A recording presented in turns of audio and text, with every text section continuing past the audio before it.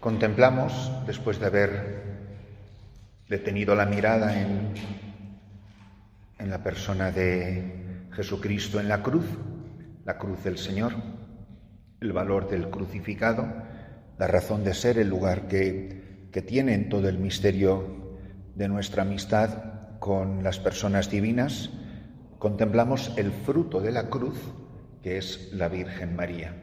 Es decir, es la persona en quien la obra de Dios queda plenamente realizada, sin retraso, sin imperfección, sin que hubiese podido ser algo que no llegó a ser. Es la persona que en su totalidad, desde el momento de su concepción, ha respondido plenamente en fidelidad a la obra de la gracia. Recordamos como en Juan 19, 26, 27, leemos que Jesús en la cruz dijo a su madre: «Mujer, he ahí a tu hijo», y luego dijo al discípulo: «He ahí a tu madre». Dice el Señor muy significativamente la madre y el discípulo, es decir, con un artículo determinado, no indeterminado. No es una madre, mi madre, sino es personal y es al individuo concreto. Lo que expresa es a María y a Juan, que representan una realidad que va más allá de ellos dos. En el discípulo están todos los discípulos, y esta madre es madre de todos los y cada uno de los discípulos. La madre, el discípulo, con artículos determinados que representan a María y a Juan como representantes de una realidad trascendente, misteriosa. Y luego sigue: «Desde aquella hora el discípulo la recibió en su casa». O dicho de una manera más específica, el discípulo la acogió entre los bienes propios. Así pues, María, la Virgen Madre, pertenece a los bienes de gracia propio de todo discípulo de Jesucristo. Si quieren un buen documento sobre esto, lean la exhortación apostólica del Papa Juan Pablo II, Redemptoris Mater. Ya lo habrá, a lo mejor alguna vez ya lo han leído, vale la pena volver a leerlo. Es un resumen maravilloso de este misterio de la redención realizado en María. El Concilio Vaticano II, que toca prácticamente todos los aspectos de la vida de la Iglesia, no le dedica deliberadamente un documento específico a la Virgen, sino, como que ustedes bien recuerdan, Lumen Gentium, que es el documento más importante del concilio, de los 16 documentos, le dedica el último capítulo sobre la Iglesia a la Virgen María, que es el capítulo 8. En el número 61 de Lumen Gentium leemos en el concilio que María es nuestra Madre en el orden de la gracia, y dice más específicamente: esta maternidad de María en la economía de la gracia perdura sin cesar desde el momento del asentimiento que prestó fielmente en la Anunciación y que mantuvo sin vacilar al pie de la cruz hasta la consumación perpetua de todos los elegidos. Y continúa el concilio: pues asunta a los cielos, no ha dejado esta misión salvadora, sino que con su múltiple intercesión continúa obteniéndonos los dones de la salvación eterna. Con su amor materno cuida de los hermanos de su Hijo, que todavía peregrinan y se hallan en peligros y ansiedad hasta que sean conducidos a la patria bienaventurada, que como ya es el número 62. Y esta ha sido siempre la doctrina de la Santa Madre Iglesia sobre María en el contexto del misterio de la redención.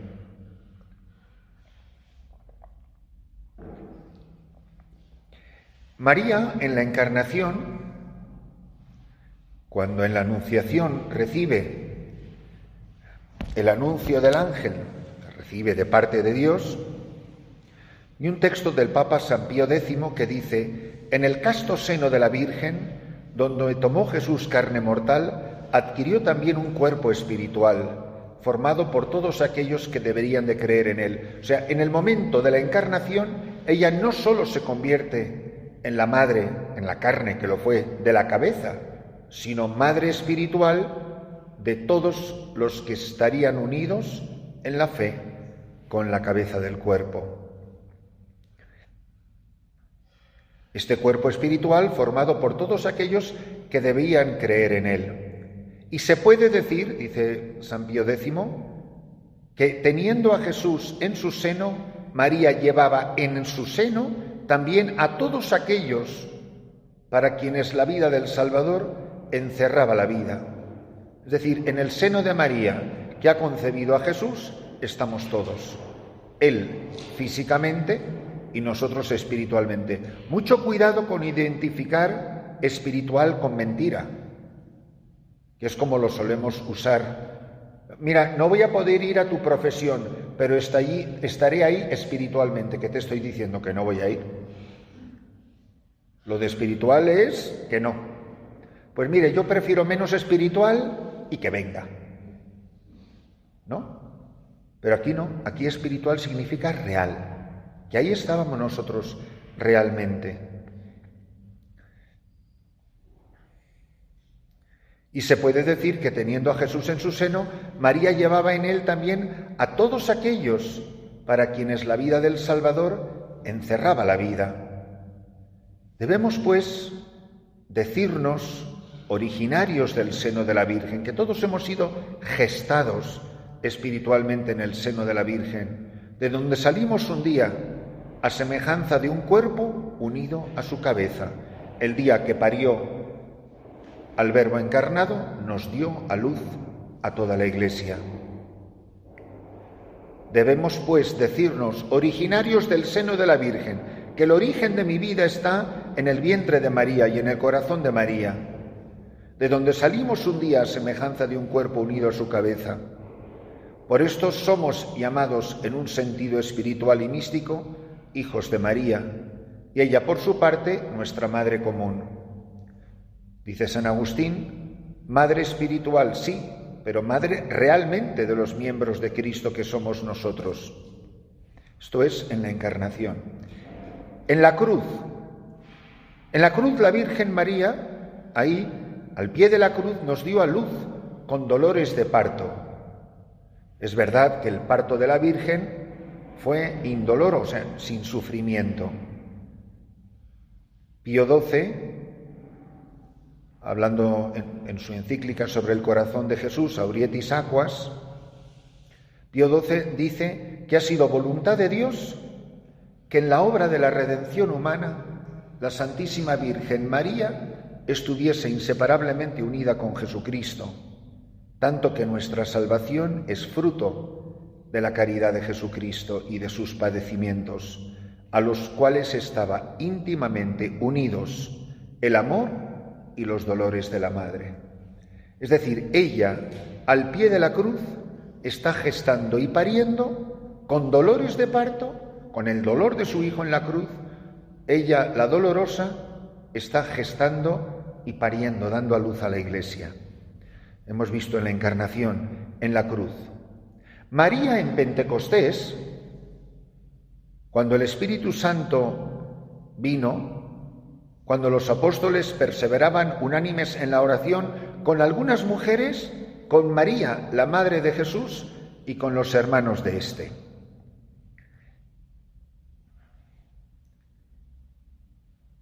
Ahí está ella, uniéndolos a todos, haciendo posible el nacimiento pentecostal de la Iglesia. En el cielo, ahora María, dice Pablo VI, en una ocasión solemnísima, enseña que María continúa en el cielo ejercitando su oficio maternal con respecto a los miembros de Cristo, por el que contribuye a engendrar y aumentar la vida divina de cada una de las almas de los hombres redimidos. Lo dice el Papa Pablo VI en un documento precioso que se llama Credo del Pueblo de Dios, en el número 15, lo publica en el año 68. Por todo ello, ya desde antiguo, los padres de la Iglesia dieron a María el nombre de Nueva Eva, pues ella, como la primera, y mucho mejor que ella, es la madre de todos los que viven, que es un título que se atribuye en el Génesis 3:20 a Eva. No es posible tener, dicen los padres, a Dios por padre sin tener a María por madre. Y así, al terminar la tercera etapa del Concilio Vaticano, el Papa Pablo VI proclamó a María como madre de la Iglesia, es decir, madre de todo el pueblo de Dios, tanto de los fieles como de los pastores.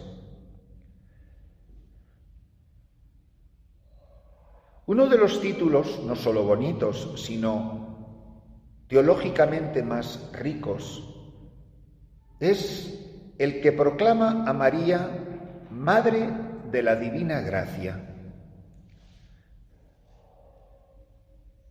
La maternidad espiritual de María implica que ella es la dispensadora de la gracia divina.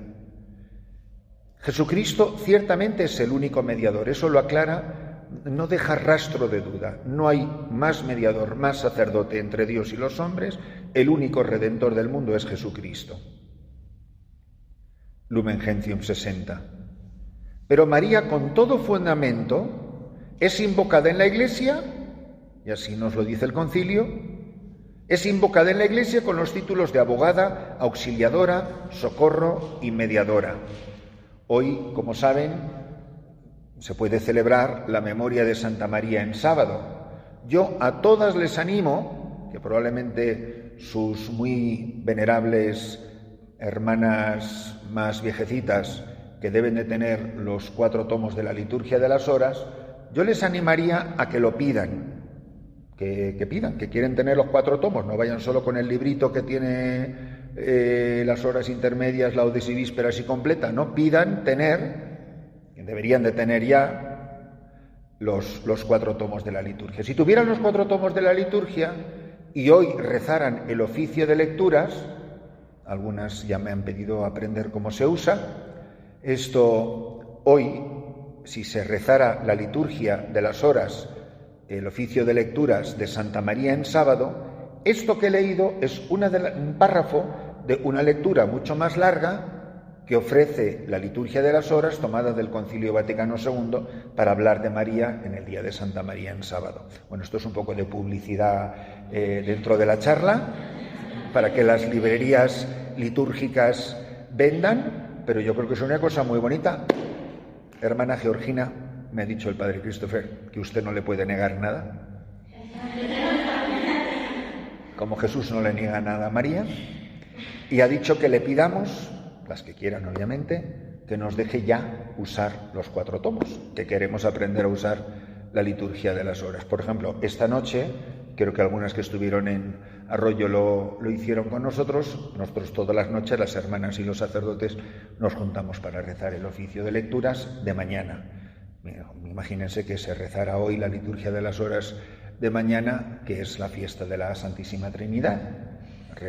Además es una hora que se puede rezar a cualquier hora del día, no tiene una hora fija como las demás horas, laudes por la mañana o vísperas por la noche, por la tarde o completas al acostarse.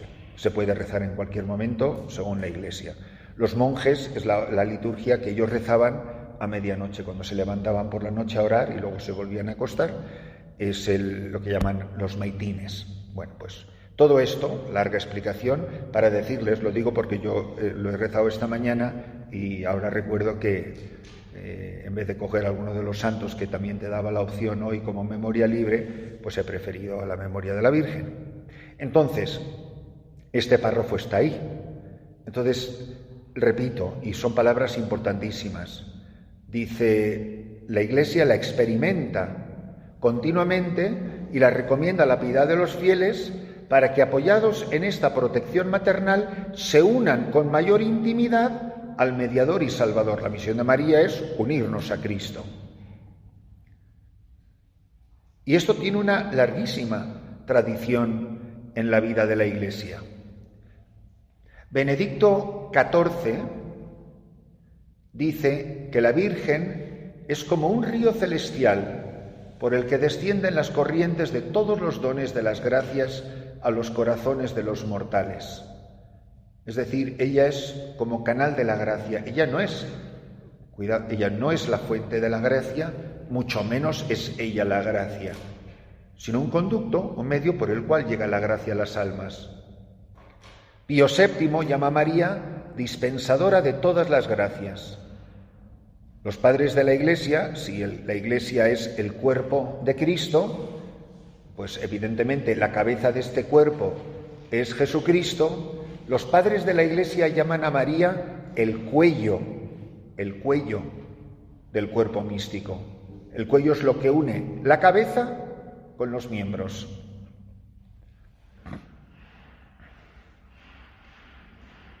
El Papa León XIII dice que nada en absoluto de aquel inmenso tesoro de todas las gracias que consiguió el Señor, nada se nos da a nosotros sino por María, pues así lo quiso Dios. El Papa San Pío X enseña que María, que junto a la cruz, mereció ser la dispensadora de todos los tesoros que Jesús nos conquistó con su muerte y con su sangre. Por eso, la fuente de la gracia es Jesucristo.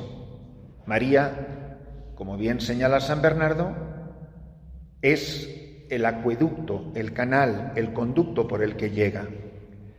Es la fuente. Las citas son interminables. Pero una enseñanza reiterada en la Iglesia ha de considerarse como una doctrina de fe. Algo que se ha repetido a lo largo de toda la historia de la Iglesia es una verdad de nuestra fe. María es para todos los hombres la dispensadora, la colaboradora, la comunicadora de todas las gracias. Por ejemplo, Juan Pablo II destaca la solicitud de María por los hombres, el ir a su encuentro en toda la gama de sus necesidades, por ejemplo, en Caná o en Galilea. Esa disposición de decir no tienen vino. Ahí hay una mediación. María se pone entre el Hijo y los hombres en la realidad de sus privaciones, indigencias y sufrimientos. Ella se pone, entre comillas, en medio. Y la palabra en medio es de donde viene la palabra mediadora. No es una persona extraña, no es una persona que se ha colado, que no debería de estar ahí. No, está situada en medio. Ese es el papel de madre, consciente de que por ser madre tiene una especie de derecho y de obligación, la misión de continuar extendiendo esta maternidad respecto de todos los miembros del cuerpo, madre de todas las gracias, madre de la divina gracia. Esto quiere decir, María intercede, colabora con la gracia de Dios hacia nosotros y con nuestras necesidades hacia Dios. Repito, no tienen vino. Por otra parte, la Virgen María es el paradigma, el prototipo. ¿Recuerdan esa palabra medio cursi que dije esta mañana?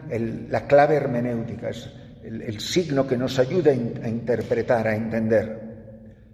Ella es, solo contemplando a María se puede entender el misterio de la Iglesia.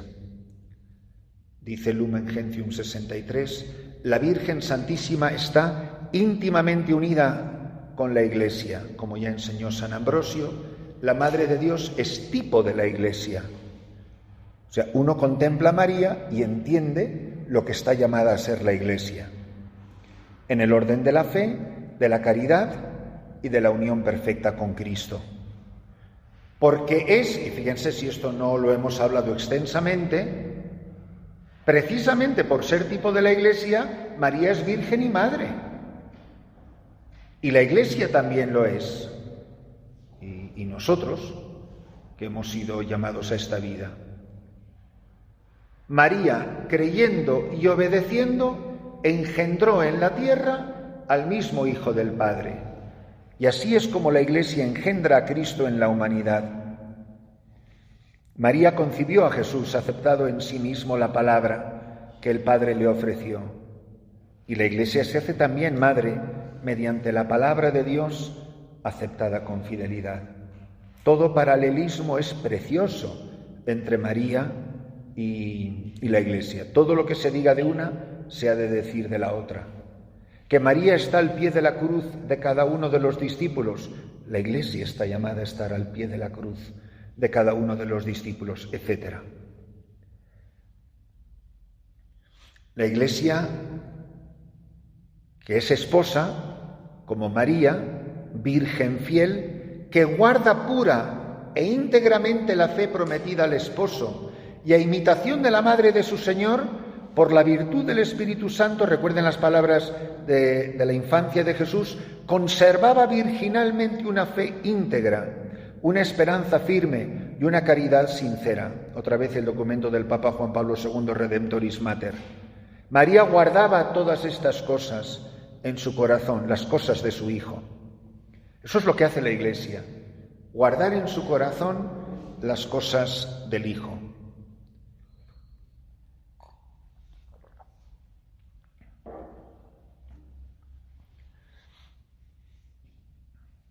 Pero María no es solo tipo de la Iglesia, también es el prototipo de cada uno de nosotros.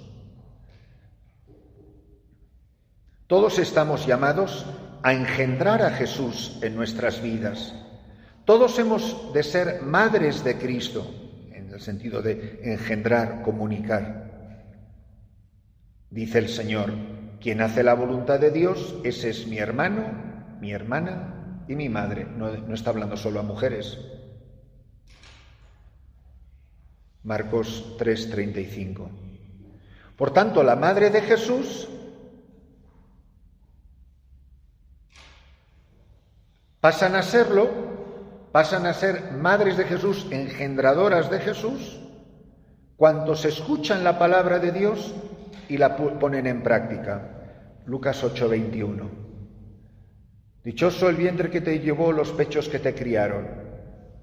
Mucho más dichoso quien escucha la palabra de Dios, porque es que es precisamente al escuchar la palabra de Dios que se engendra, que te haces madre. Entonces, ¿de qué se trata? ¿Qué aporta la devoción a la Virgen? Pues, teniendo en cuenta todo esto que hemos recordado, es muy fácil ver en la devoción a María que no es simplemente una devoción particular o una especialidad de un carisma en la Iglesia que tienen unos. No, todos estamos llamados y no seríamos cristianos, maduros, adultos, sin una relación personal con la Virgen María. Yo creo que esto es algo, hermanas, que deberíamos de pararnos un poco también a reflexionar. Preguntarnos si de verdad estamos convencidos de esto y que lo vivimos en la práctica, en la actualidad. Así como les he preguntado sobre otros aspectos de la vida cristiana, no estaría de más preguntarse, tú puedes decir que a lo largo de tu vida, desde luego desde que has entrado en la vida religiosa, este es el momento de tu vida en que más cerca de la Virgen has estado.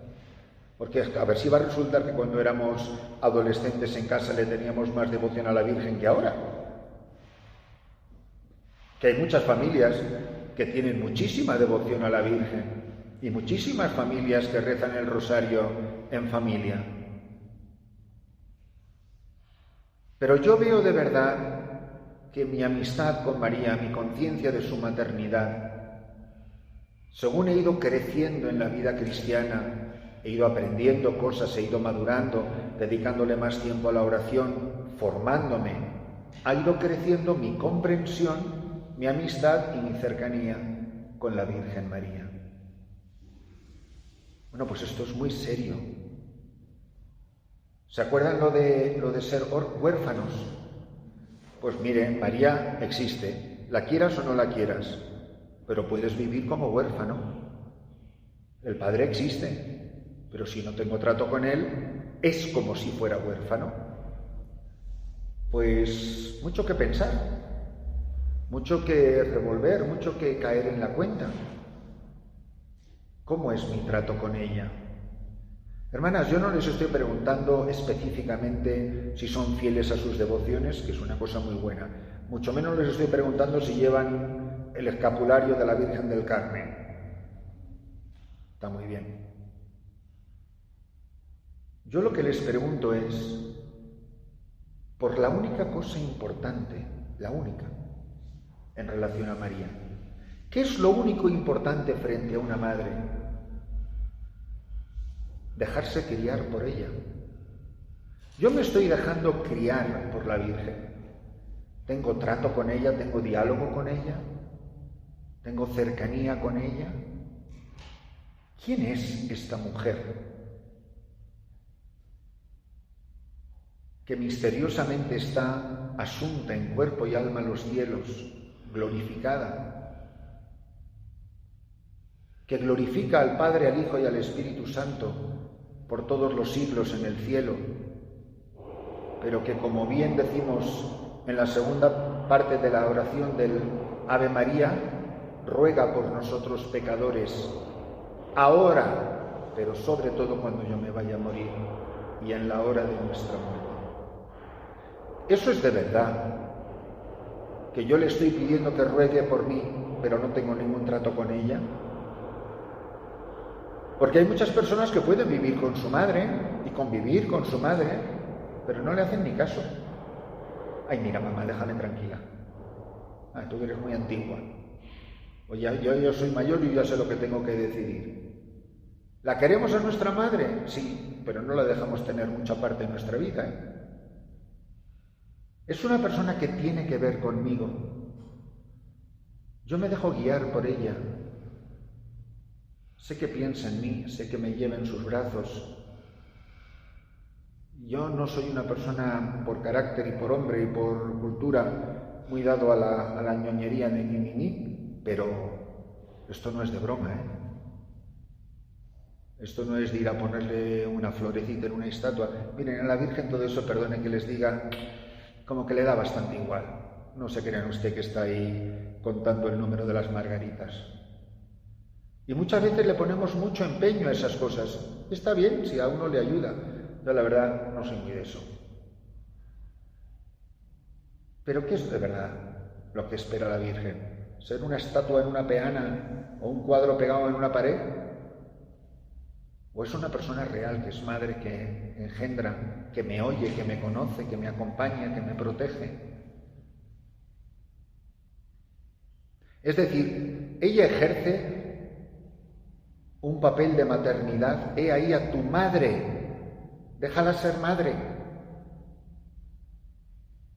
No, es que en nuestra congregación le tenemos muchísima devoción a la Virgen María. Vamos, que lo llevamos en el nombre. A mí eso no me dice nada, absolutamente nada. Eso estará muy bonito en el apellido de la congregación. Lo que de verdad importa es que estas misioneras marianas se dejen criar por la Virgen, que hayan sido paridas por ella, educadas por ella, que vivan junto a ella. ¿Yo la conozco de verdad, mi madre? Si yo te preguntara a ti, ¿cómo es la Virgen María? A mí mucha gente me pregunta, oiga, ¿cómo era la Madre Teresa? Pues hombre, viví 20 años con ella, pues sé muchas cosas de ella. Muchísima gente me ha preguntado y he tenido que dar charlas y de todo, porque la gente asume que yo la conocía. ¿Te imaginas que a una misionera mariana la preguntaran, ¿cómo es la Virgen María, hermana? ¿Y tú que me vas a repetir las cosas que yo te acabo de decir en una charla que están escritas en un papel?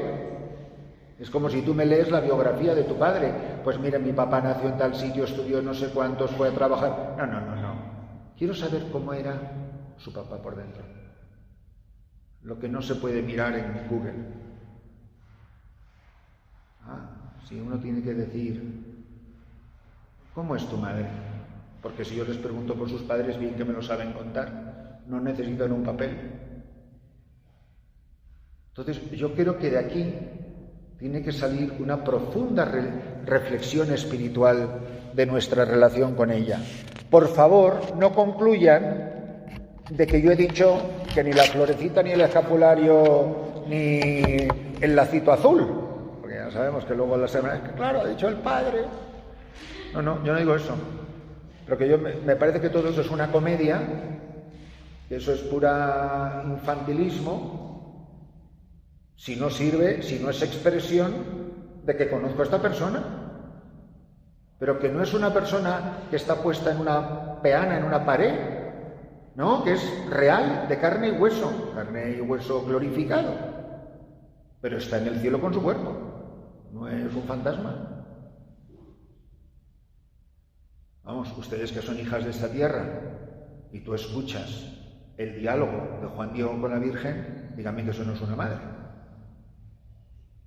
O sea, eso no es, ay, espérate que te voy a ir a cantar las mañanitas. No. Hay una confrontación. Él se trata de esconder de ella. ¿Recuerdan? Para ir a casa de Juan Bernardino, buscando un sacerdote, nada menos, que es cuando le dice las famosas palabras. Solo en ese diálogo, díganme que no es una persona real. Dice, ¿cómo tú te vas a preocupar por tu tío, estando yo aquí, que soy tu madre? Y por eso, y muchísima gente en este país no tiene ni la menor idea de la quinta aparición. Que no fue a Juan Diego, que se aparece a su tío enfermo.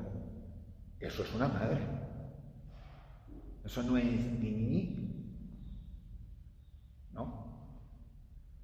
Es una mujer ejerciendo de madre sobre una persona concreta, no sobre toda la humanidad. No. Una persona con nombre y apellidos. Que han pasado 500 años y seguimos sabiendo su nombre y apellidos. Y dónde nació y dónde vivió, porque ahí está su casa. Entonces, yo les animo, les invito a que hagan un alto en el camino. Mucha gente se confiesa, en general, pues yo pienso algunas veces, la gente dice, no, pues he fallado algunas veces en el rosario. Es como obligaciones que tenemos. Hombre, a mí me parece muy bien que se reza el rosario, pero que lo importante no es si lo has rezado o no lo has rezado, que ojalá que lo reces, que lo importante es que rezándolo caigas en la cuenta de lo que es esa mujer en tu vida. Porque si yo les preguntara, no cuéntame tú de tus devociones, cuéntame cómo ha sido tu amistad con la Virgen María a lo largo de estos años. ¿Yo qué diría? Porque miren, ahí así que no vienen doctrinas, lo que enseñan los evangelios, lo que enseña el magisterio. No, cuenta tu historia, da testimonio de lo que ella ha sido y hace en tu vida. Por eso, claro que es verdad que el amor a la Virgen María es evidentemente el rasgo primero de toda devoción, pero que no puede, hermanas, terminar en esto. Se trata de contemplar en ella y dejarle a ella irnos gestando. ¿Por qué un niño se cría raquítico? Si es que no se ha criado con su madre. Lo han tenido ahí en un orfelinato, ha estado con una abuela y luego lo recogió un vecino, pues se ha criado raquítico. Como raquíticas son la vida espiritual de muchas personas que no se han dejado criar por su madre, que es la Virgen María. Y así hay un déficit de vida espiritual en la vida de un cristiano.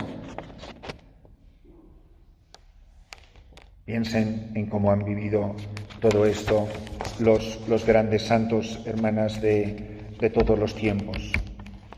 La confianza creo que es importantísimo. Yo creo que esto es una de las grandes lecciones que da la Virgen María en esta tierra.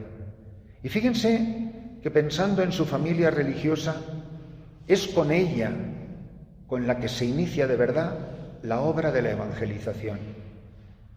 Es ella la que abre los surcos a la Iglesia en la evangelización del pueblo náhuatl, que se estaba resistiendo, bien saben conocer la historia mucho mejor que yo, a la obra de la misión, que es que lo llevan ustedes en su nombre y en su vocación. Es que aquí no hay más misionera que la Virgen María. Ustedes están haciéndola presente a ella de la manera más real y concreta.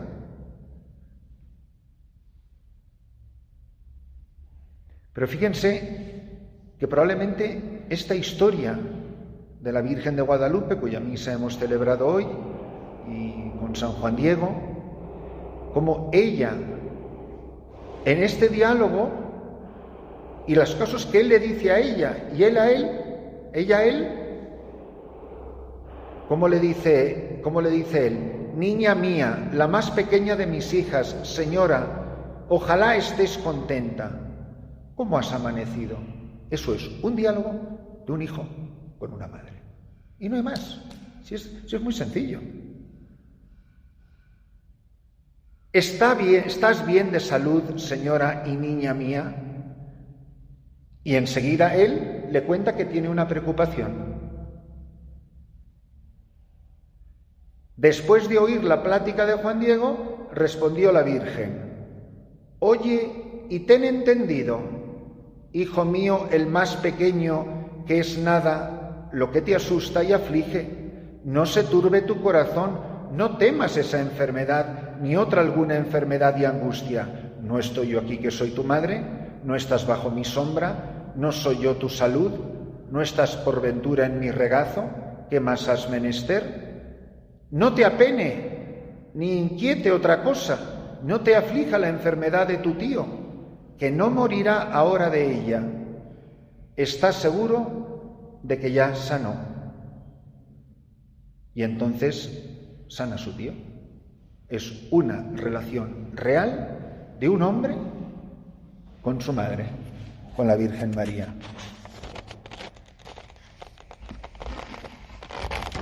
Además de todo esto, es muy bonito en la vida de los santos la importancia de la imitación de María y la imitación de la oración a María. Claro que toda nuestra oración es dirigida al Padre por Cristo en el Espíritu, pero que no pasa nada por rezar a cualquiera de las personas divinas. Por eso en la Iglesia Católica maravillosamente se cumple la promesa de la Virgen. Todas las generaciones me llamarán bienaventurada. Lucas 1:48. Tanto en Oriente, las iglesias orientales, como en Occidente, los hijos de la Iglesia han crecido siempre en un ambiente de culto y devoción a la gloriosa, la Inmaculada, la Reina y Señora nuestra, la Virgen, en la vida monástica, en las parroquias, en la gente humilde y sencilla, en la espiritualidad de cualquier carisma que se digne de ser católico. Bien recuerdan que la oración de Bajo tu amparo es la primera oración que se ha recogido, que está recogida como compuesta a María, quitando evidentemente lo que está en la Sagrada Escritura, ¿no? La oración del Ave María, que se compone, lo componen los misioneros, los dominicos y franciscanos, para luchar contra las herejías de su tiempo, desde el siglo XI, XII, XIII en adelante, los valdenses, los cátaros, los albigenses, todos los que niegan la verdad de la Encarnación, como se había negado desde el comienzo con las primeras herejías, que rechazan la verdad de la maternidad espiritual de la Virgen María. Qué importante es tener esto claro. La primera parte del Ave María, las palabras del Evangelio, y la segunda parte de María es una confesión que hace la Iglesia de la intercesión de la Virgen María. Se le pide a ella que ore, que interceda. Santa María, Madre de Dios, se hace una confesión de su identidad y después de su misión, la de interceder por todos los hombres, particularmente los pecadores. Que cada uno de nosotros haga un poco de resumen en su vida. Aprovechen este tiempo de oración que nos queda todavía en los ejercicios y haga un poco de examen de su vida. ¿Cómo ha sido mi relación con la Virgen? A lo mejor cuando yo era pequeñita tenía mucha más devoción a la Virgen y una confianza sin límites en ella. Y yo creía realmente en ella, aunque fuera para encender una velita y llevar una flor, que cuando soy un niño pequeño está muy bien. Pero que nosotros que queremos ser adultos en Cristo, estamos llamados a un trato de adultos. Hombre, no me van a decir a mí que una madre te va a decir que tiene un niño de 6 meses, es que mira, ¿sabes una cosa? ¿Sabes tú una cosa, padre? Acabo de tener una conversación interesantísima con mi hijo, con su hijo. ¿Pero su hijo cuánto tiempo tiene? Dice, 6 meses. ¿Qué? Que acaba de tener una conversación interesantísima. Mire usted, con todos los perdones, hablarle a un perro y hablarle a su hijo es lo mismo, porque entienden lo mismo. A veces los perros a esa edad entienden mucho más, que son mucho más listos. Pues el niño te habrá mirado así, como yo que sé, con ojos de chiribitas, pues muy bien. Pues que a esa edad vayamos a la iglesia, encendemos una velita o lo que sea, maravilloso y estupendamente bien. Ahora, con nosotros adultos sí se puede tener una conversación en serio con la Virgen, como nosotros de adultos podemos tener una conversación en serio con nuestros padres. Y eso es maravilloso. Y bueno, si ellos no nos hubieran educado la lengua de trapo hasta poder expresarnos y dialogar con ellos, yo creo que ahora estamos mucho más preparados para entrar en esta amistad, en esta confianza con la Virgen María, de abrirle el corazón, decir lo que piensas y lo que sientas, y pedirle su ayuda y su intercesión, pedirle luz, imitar su vida. ¿Cuántas cosas ella ha vivido por las que estamos pasando ustedes y yo? Eso es la imitación de la Virgen María. ¿Qué hizo en los momentos de cruz? ¿Qué hizo en los momentos que no entendía? Y brevísimamente termino con esto. Miren, hermanas, yo normalmente lo suelo usar para hablar de la oración, pero voy a usar este ejemplo para hablar de la Virgen María. Al final es lo mismo. Yo creo que de los diálogos más absurdos y más misteriosos que se da en los evangelios es la conversación entre María, José y el niño cuando le encuentran en el templo. Yo aprovecho y siempre hago mis pequeños paradas de publicidad. Yo cuando rezo el rosario jamás digo el niño Jesús perdido y hallado en el templo, porque, queridas hermanas, el niño no se perdió. Ustedes imaginan al niño Jesús por las calles de Jerusalén diciendo, ay Dios mío, que es que estoy perdido. ¿Se perdió o no se perdió? No, estaba donde tenía que estar. Ese niño sabía dónde estaba el templo y lo que tenía que hacer y con quién tenía que hablar y lo que tenía que estar haciendo. En todo caso, perdidos estaban José y María. Entonces, yo siempre digo hallado, porque lo encontraron entre los doctores, que es donde estaba. Y es lo que dice el Evangelio. Pero, cierro la publicidad. Hermanas, el diálogo absurdo. Él que no estaba perdido, pero bueno, sí que fue encontrado, porque ciertamente ellos lo encontraron. Entonces, ¿quién empieza el diálogo? La Virgen. Es una conversación, hermanas, de 4 preguntas y ni una respuesta.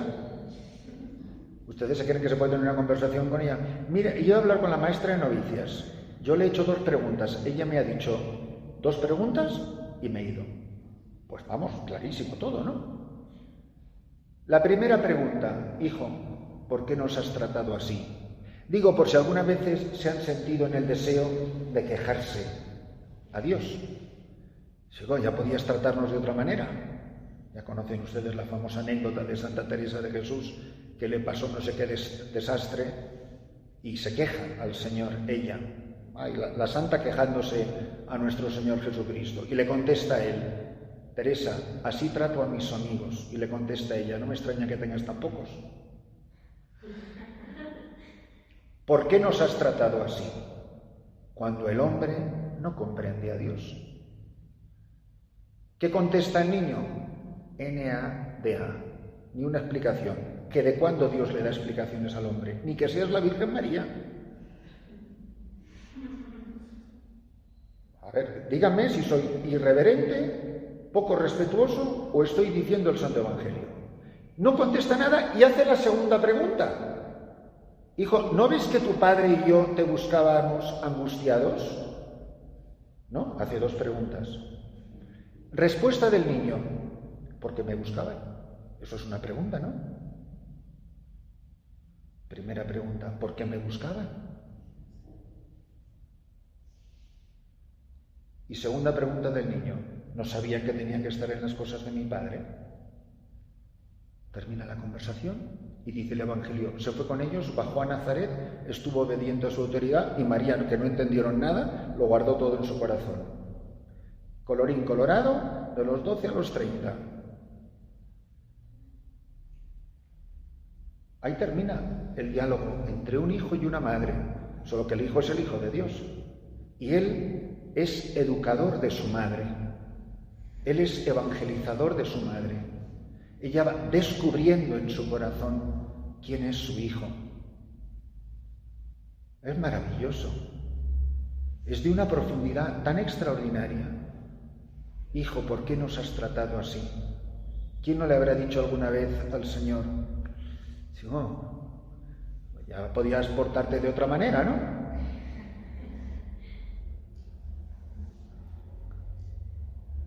Y por si no te has dado cuenta, le dice él, ¿no te das cuenta que tu padre y yo? O sea, además hace una referencia explícita a San José como padre del niño. No dice, ya sabes que tu padre es Dios, pero él no es mi marido, pero no es tu padre. No hace ninguna distinción de esas que hacemos nosotros para salvar la virginidad de María. Ella no se detiene en eso. Tu padre y yo. Sin matices. No dice tu padre putativo. No, tu padre y yo te buscábamos angustiados. ¿Qué clase de Dios eres que no tienes la menor compasión de la angustia de la humanidad? Ahí lo tiene. Que muchas veces uno reza a Dios y Dios no dice nada. Yo tengo un íntimo amigo mío que es ahora obispo en Cuba, era un poco más pequeño, es mayor que yo de edad, pero más pequeño de seminario. Monseñor Oropesa es el obispo de la diócesis de Cienfuegos, un santo hombre, de verdad, un gran obispo, un gran sacerdote. Y él siempre cuenta el día que le llamaron a la nunciatura para decirle que el Papa le había nombrado obispo. Bueno, él que no sabía ni a lo que iba, simplemente le llamaron y cuando llega le dice el nuncio, oiga, que el Santo Padre le ha nombrado obispo de tal diócesis. Y como le vio que casi se va a desmayar, que casi se cae redondo, que se le va la sangre de la cara, le dice, Padre, mire, váyase a la capilla y usted consulte, hable con el Señor y lo que el Señor le diga, si usted quiere aceptar, usted acepte. Y si no quiere aceptar, no acepte. O sea, con toda libertad. Y cuenta él, chico, yo me fui a la capilla a rezar, le pregunta al Señor, oye, y que no me decía nada. Que no me decía nada. Y cuando sale le dice el nuncio, bueno, ¿qué le ha dicho el Señor? Mire, no me ha dicho nada. ¿Por qué nos has tratado así? ¿No ves que tu padre y yo te andábamos buscando angustiados?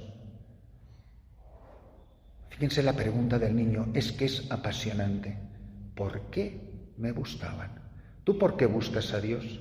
¿Tú por qué rezas? ¿Tú por qué has venido aquí? ¿Tú por qué le sigues? ¿Por qué me buscaban? Y como ella ha dicho, tu padre y yo, él dice claramente, no sabían que yo tenía que estar en las cosas de mi padre, que no eres tú. Ese sí que lo tenía claro. Y además no dice nuestro padre, porque sabe que es padre de todos y aquí todos somos una familia feliz. No. Es Padre mío de una manera única y irrepetible. Y Jesús siempre lo deja claro, que es Padre mío, que es Padre vuestro, pero no es Padre vuestro como es Padre mío. Por eso le dice a María Magdalena, voy al Dios mío y Dios vuestro, al Padre mío y Padre vuestro, ¿se acuerdan? Oiga, pues si es Padre mío y Padre vuestro dirá nuestro Padre. No, que no es lo mismo. De mi Padre porque mi Padre y yo somos una sola cosa. Y si mi Padre me quiere que yo esté en el templo 3 días y vosotros buscándome, te voy a dar a ti explicaciones por muy madre mía que seas. Es impresionante, pero nos pone frente al misterio de Dios, nos pone frente al misterio de las cosas divinas.